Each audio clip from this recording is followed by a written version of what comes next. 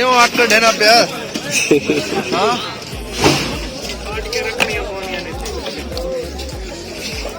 ये मच्छी लगे ने हाँ जी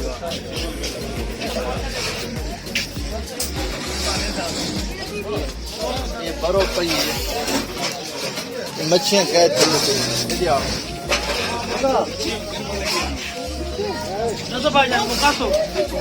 फिर वीडियो बनेगा ठीक है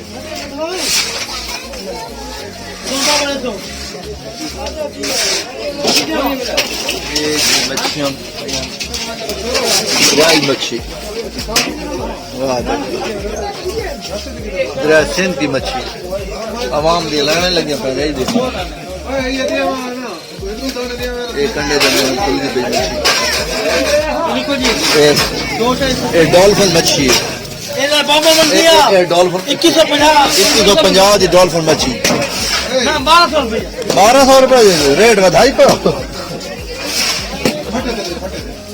ये जनाब 2150 की डॉल्फिन मच्छी वो मच्छी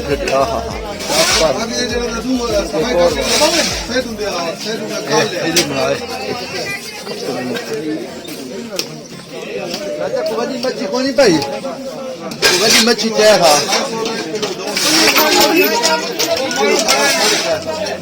बर्फ की क्या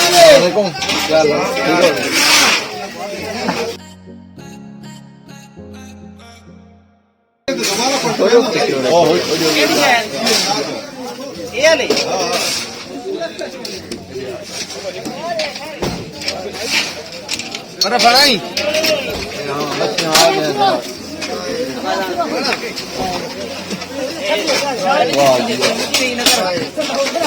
ये केरी मच्छी